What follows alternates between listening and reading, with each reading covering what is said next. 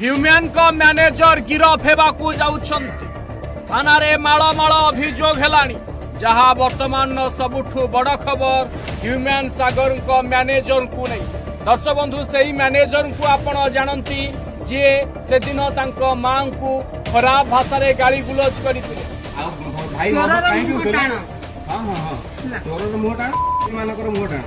ଦେଖିଲୁ ଏବେ କିଳିଆ ନବୁ ନା ଶଳା ତୁ ଗୋଟେ କେତେ ଟଙ୍କାର ଶଳା ଗୋଟେ ମ୍ୟାନେଜର ହେଇଥିଲୁ କେବେ? ଶଳା ତୁ ଗୋଟେ ହ୍ୟୁମ୍ୟାନ ସାଗର ମ୍ୟାନେଜର ହେଇକି ତା ମାକୁ ଗାଳି ଦବୁ।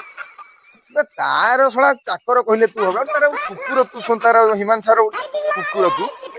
ହ୍ୟୁମ୍ୟାନ ସାଗର ଷ୍ଟେଜ ପ୍ରୋଗ୍ରାମ କରୁଛି, ତାର ଟଙ୍କା ତୁ ଶଳା ମ୍ୟାନେଜର। ତା ମାକୁ ଗାଳି ଦେବାର ତୋର ଅଧିକାର କୋଉଠୁ ଆସିଲା? ଶଳା କୁଆଡେ କୁଆଡେ ପଳେଇ ଯାଉଛ କାରଣ ତମ ଭଳିଆ ଶଳା କେତେଟା କୁକୁର ଯଦି ରହିବେ ତାହେଲେ ଏଇଭଳିଆ ଶଳା ଦେଶଟାକୁ ଶଳା ବିକିଦେବେ।